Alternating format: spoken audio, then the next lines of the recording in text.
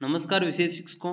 आज के इस वीडियो में हम जानेंगे कि जो केस हिस्ट्री है, जो केस रिकॉर्ड है, उसको किस प्रकार से भरते हैं, उसका फॉर्मेट क्या है। ये जो मैं फॉर्मेट लाया हूँ वो ये फुल पेज का फॉर्मेट है। इसमें 16 से अधिक पेज है, जिसमें हम बच्चे की संपूर्ण जानकारी लेने का कार्य करेंगे। जबकि बहुत सारे फॉर्मेट बहुत छोटे आते हैं, उसमें बच्चे की कुछ सामान्य सी जानकारी ली जाती है, परंतु ये मुख्य फॉर्मेट है, इसमें हम सभी प्रकार की जानकारियाँ लेंगे और इससे आपको आइडिया हो जाएगा कि हमें क्या क्या जानकारी केस हिस्ट्री के अंतर्गत लेनी है।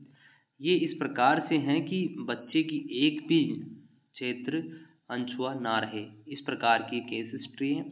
तो आप सभी इस प्रकार केस हिस्ट्री बनना सीख जाएंगे, तो छोटी केस हिस्ट्री में आपको किसी प्रकार की समस्या नहीं आएगी। चलो प्रारंभ करते हैं इसका सेक्शन 1 यानी भाग 1। तो भाग 1 प्रारंभ करते हैं। इसमें जो चीज़ें आती है वो आती है आइडेंटिफिकेशन डाटा। बच्चे की पहचान का संबंधित जो डाटा है वो इसके अंदर आता है केस नंबर 1 का। तो चलिए केस नंबर 1 की सामान्य जानकारी बढ़ते हैं। सबसे पहले आता है नाम। इंग्लिश और हिंदी दोनों में दिया गया है। इसकी पीडीएफ आपको हमारी वेबसाइट www.vikamtips.in पर मिल जाएगी और साथ ही आप इसे हमारे टेलीग्राम चैनल से भी डाउनलोड कर पाएंगे।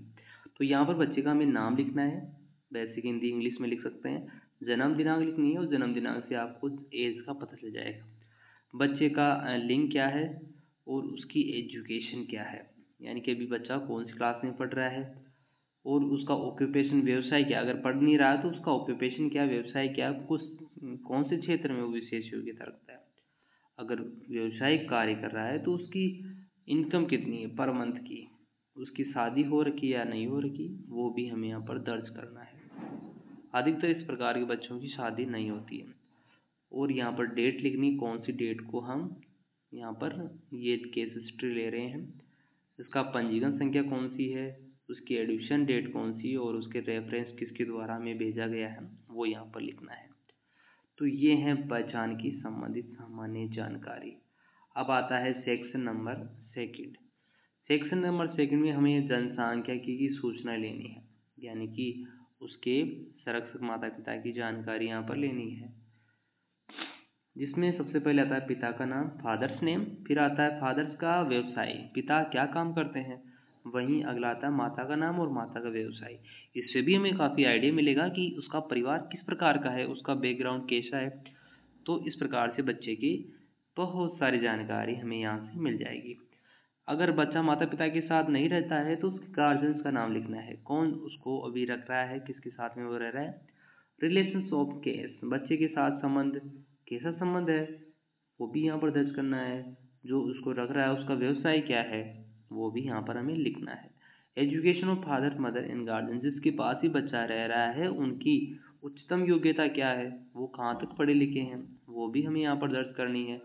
टोटल फैमिली इनकम, पूरे परिवार की मासिक आय क्या है, मासिक आय।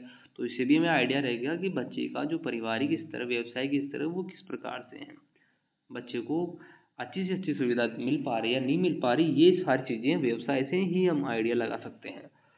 फिर आता है हमारा बच्चे का एड्रेस और फ़ोन नंबर। इससे हमें आइडिया रहेगा कि इस प्रकार के बच्चों से किस प्रकार से पहुंच बना सकेंगे और जो भी सहायता पहुंचानी है वो हमें किस प्रकार से पहुंचा पाएंगे। परमानेंट एड्रेस, प्रेजेंट एड्रेस और परमानेंट एड्रेस, दोनों एड्रेस यहाँ पर हमें दर्ज करने हैं।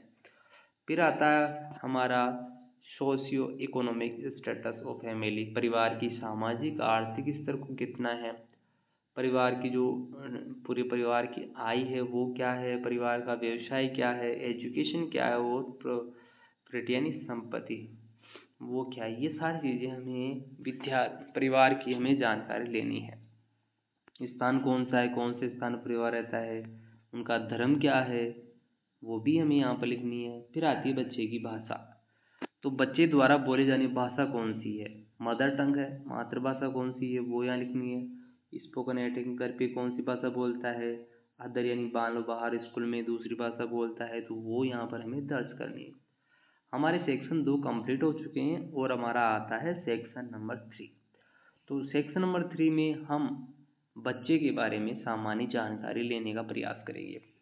यहाँ पर हमें सूचना जो दे रहा है, पेरेंट्स दे रहे हैं, गार्जियंस दे रहे हैं, उनका नाम लिखना है, उनके बच्चे के साथ संबंध क्या है वो भी यहाँ पर हमें दर्ज करना है, क्योंकि अगर पेरेंट्स होंगे तो वो पूरी प्रॉपर जानकारी हमें दे पाएंगे, जबकि संरक्षक या किसी रिलेटिव के यहाँ रहता है तो वो हमें पूरी संपूर्ण जानकारी नहीं दे पाएंगे।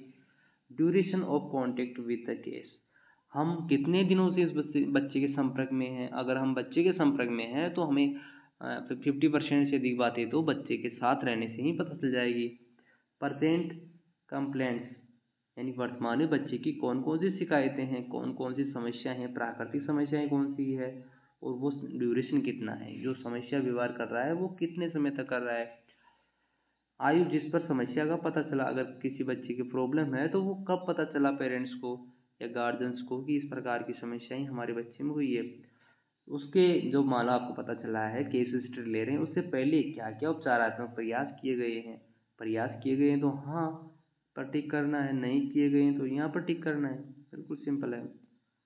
फिर आगे हम चलते हैं, यदि प्रयास किए गए हैं तो क्या क्या प्रयास किए गए हैं वो हमें यहाँ दर्ज करने हैं। नेचर ऑफ कंसुलेशन, यानी कि परामर्श की प्रकृति किस प्रकार से है, चिकित्सीय है, यानी डॉक्टर से सलाह ली गई है, गैर डॉक्टर यानी बिना चिकित्सीय सलाह दी गई है, या धार्मिक झाड़ा फूक करने वाले के पास गए थे, रिलीजियस के पास गए थे, या किसी अन्य के पास जाकर के बच्चे की जो समस्या थी उसके बारे में जानकारी ली है, तो हमें यहाँ पर भी टिक करना है। ये चीज़ें पेरेंट्स ही बता पाएंगे, गार्जियंस ही बता पाएंगे। फिर आता है सभी प्रकार के परामर्श का कालानुक्रम के में लिखिए, यानी कि बच्चे को किस किस प्रकार से परामर्श लिया गया और क्या क्या परामर्श दिया गया वो हमें यहाँ पर क्रम वाइज लिखना है। फिर आता है बच्चे को अगर प्रॉब्लम है उसका उपचार दिया गया है या नहीं, उपचार दिया गया है तो यहाँ पर सही करना है, नहीं दिया गया है तो यहाँ पर टिक करना है। यदि हाँ तो अगर हाँ किया उपचार दिया गया है तो कौन कौन सा उपचार दिया गया है, यहाँ पर हमें 4 कॉलम के माध्यम से उसके उपचार लिखने हैं। ज़्यादा है तो यहाँ पर हम उस बच्चे की जो भी उपचारात्मक कार्य किए गए हैं वो यहाँ पर लिखने हैं। अब हमारा सेक्शन नंबर 3 कंप्लीट हो जाता है और अब आता है सेक्शन नंबर 4, फैमिली हिस्ट्री, परिवार की हिस्ट्री। क्यों जरूरी परिवार की हिस्ट्री, क्योंकि हमें बच्चे की परिवार की हिस्ट्री से पता चलेगा कि ये जो समस्या आई है ये क्या पहले से ही उनके ननिहाल पक्ष में या उनके दादा दादी या अपने परिवार पक्ष में पहले से इस प्रकार की समस्या थी जो आनुवंशिक कारणों से उस बच्चे पर आई है, या परिवार के इतिहास से ही हम जान पाएंगे कि ये जो समस्या है वो हकीकत में कहाँ से उत्पन्न हुई है। हमें सबसे पहले तो जानना है कि परिवार किस प्रकार का है, तो परिवार या तो जॉइंट होगा, न्यूक्लियर होगा, या एक्सटेंडेड यानी कि विस्तारित होगा। तो संयुक्त परिवार है तो यहाँ टिक करना है, न्यूक्लियर एकल है, और एक विस्तारित परिवार है तो यहाँ पर टिक करना है। फिर परिवार टिक करने के बाद परिवार का स्तर कैसा है, क्या पूरा जॉइंट फैमिली एक जगह रहता है या टूटा हुआ परिवार है।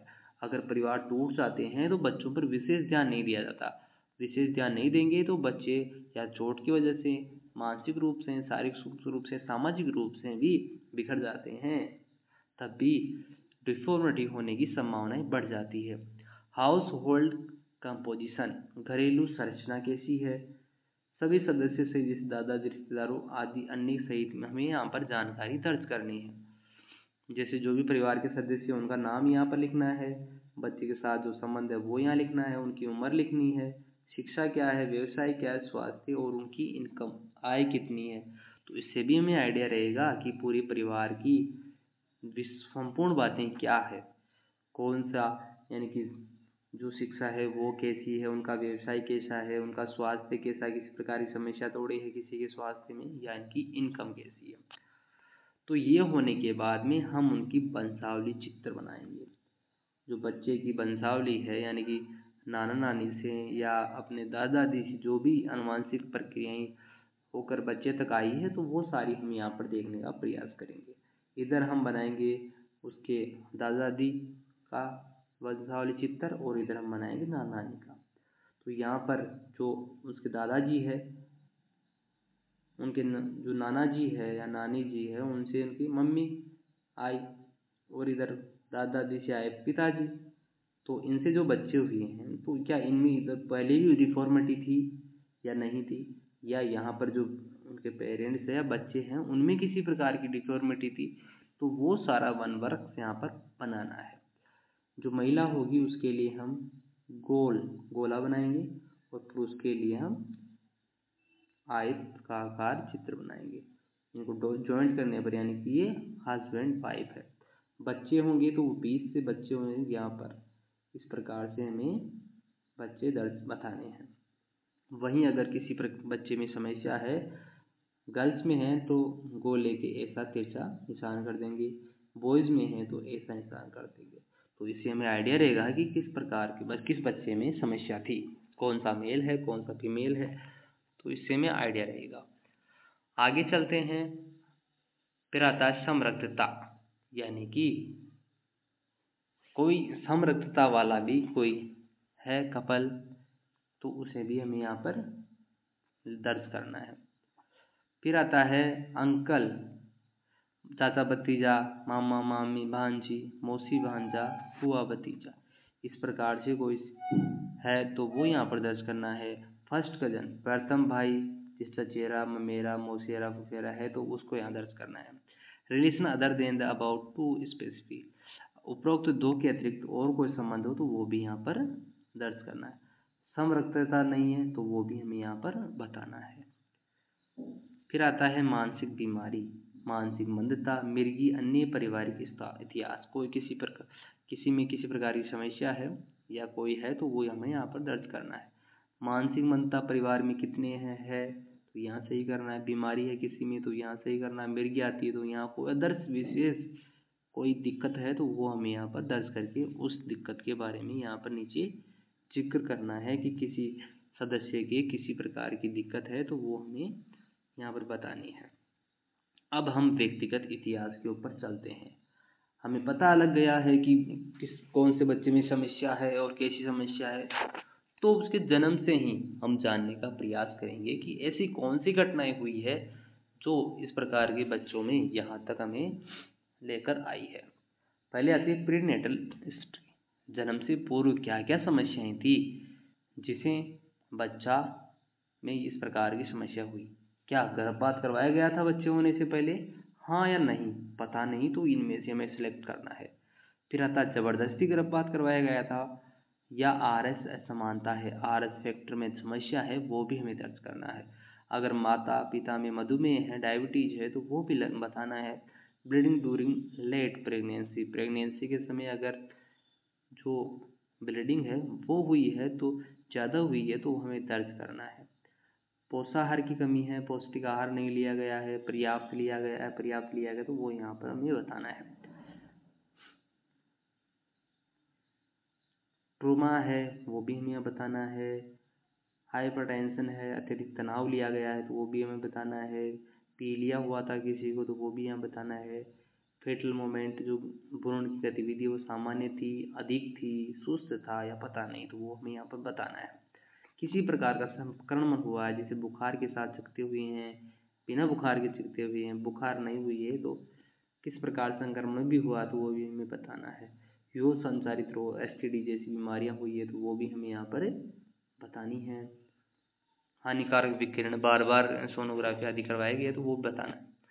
दवा त्रैमासिक स्तर के अनुसार ली गई है, वो भी निकोटिक मादक पदार्थ का सेवन करती है मम्मी, एल्कोहल का सेवन करती है, हार्मफुल मेडिसिन का प्रयोग किया है या कोई विशिष्ट दवाइयाँ चलती थी तो वो भी हमें यहाँ पर बताना है। फिर जन्म के समय क्या क्या समस्याएं आई थी वो भी हमें यहाँ पर दर्ज करनी है, जैसे प्रसव का स्थान घर पे था, अस्पताल में था या कोई अन्य स्थान था, समय कितना लगा, पूरे समय में डिलीवरी हुई है, परिपक्वता किस समय डिलीवरी हुई या अत्यधिक परिपक्वता किस समय डिलीवरी हुई है, वो भी हमें यहाँ दर्ज बताना है। प्रसव काल का समय क्या था, नॉर्मल डिलीवरी थी, अधिक लंबा समय लगा था, यानी कि डिलीवरी के समय कितना समय लगा था वो हमें यहाँ पर बताना है। बच्चे का जन्म कृत्रिम तरीके से हुआ है या नहीं हुआ है वो बताना है। डिलीवरी किस प्रकार से हुई है, सामान्य हुई है या उपकरणों के माध्यम से, इंस्ट्रूमेंट के माध्यम से हुई है, सिजेरियन में हुई है या नॉन, पता नहीं, तो वो सब बातें यहाँ पर बतानी है। भ्रूण का प्रकार, डिलीवरी टाइप बतानी है। भ्रूण की स्थिति कैसी थी, नॉर्मल थी, असामान्य थी, जन्म के समय नाभि नाल बच्चे के बाहर आना, बच्चे का जन्म सामान्य था, असामान्य था, बच्चे का कलर कैसा था, पिंक था, येलो था, ब्लू था, या अवरोधक अवसन क्रिया यानी कि उसकी आहार जो श्वसन क्रिया थी वो अवरोध तोड़ी हुई थी। जो प्लेसेंटा है वो उसके गर्दे में फंस जाती है, इस वजह से श्वसन क्रिया में अवरुद्धता आ जाती है। तो वैसी समस्या थोड़ी हुई थी। एक से अधिक बच्चे थोड़े हुए थे, या जन्मजात असामान्यता है, जन्म के समय किसी प्रकार की डिफॉर्मिटी थी, किसी प्रकार का संक्रमण हो गया था, या दूध पिलाने में समस्या आ रही थी, दौरे पड़ रहे थे, या कोई विशिष्ट समस्या है तो वो हमें भी यहाँ पर बतानी है। फिर आता है पोस्ट नेटल हिस्ट्री, जन्म के बाद क्या क्या समस्याएं थी। एक्थेमोटा का संक्रमण था, पीलिया था, दौरे थे, चोट हो गई थी, या विकास में कमी थी, या पोषण संबंधी समस्याएं हुई थी। आगे बात होती है टीकाकरण का इतिहास। टीकाकरण कब कब हुआ था और कौन कौन सा हुआ था, वो हमें यहाँ पर दर्ज करने हैं। कौन कौन से टीकाकरण हुए थे। पोलियो का, बीसीजी, डीपीटी, काली खांसी, कुकर खांसी का, टिटनस का, एमआर का, या खसरा, हेपेटाइटिस बी। तो ये सारे जो टीके हैं वो लगे थे या नहीं लगे थे, कब लगे थे, वो भी हमें बताना है। फिर डेवलपमेंटल हिस्ट्री, विकासात्मक इतिहास आता है, जिसमें मोटर संबंधित, जो मांसपेशियों संबंधित, जैसे हेड कंट्रोल। नॉर्मल बच्चा 2 से 4 महीने में हेड कंट्रोल कर लेता है, उसे देरी हुई थी। सिटिंग, बैठने में देरी हुई थी। सामान्य बच्चा 5 से 10 महीने में बैठने लग जाता है। खड़े होने में 10 से 14 महीने का बच्चा खड़े रहने लग जाता है। चलना, 12 से 18 महीने का बच्चा चलने लग जाता है। अगर इनमें कमियां ज़्यादा है तो वो हमें बताना है कि इस प्रकार की समस्याएं थी। बोलना, बच्चा 6 से 8 महीने में बबलिंग करने लग, थुतलाकर बोलने लग जाता है। फर्स्ट वर्ड बोलता है 7 से 12 महीने में। तो इसे ज़्यादा समय लगा है तो वो हमें बताना है, क्योंकि डेवलपमेंटल डिले के अंतर्गत आते हैं। पहला शब्द 7 से 12 महीने में, दूसरा शब्द बोलता है फ्रेज सेंस, उसका वाक्य बनाकर 16 से 30 महीने में, और पूरे वाक्य 3 से 4 ईयर के अंदर बोलने लग जाता है। अडेप्टिव बिहेवियर, अनुकूलन कर बता, सामान्य खतरों से बचने लग जाता है 3 से 4 महीने में। तो वो हमें दर्ज करनी है कि कब बच्चा इस प्रकार से व्यवहार करने लग जाएगा। जो पर्सनल बातें हैं ये भी आप देख करके दर्ज कर सकते हैं। फिर आता है सेक्शन 6, जो कि हम अगले आने वाले वीडियोज़ में आगे चर्चा करेंगे। धन्यवाद।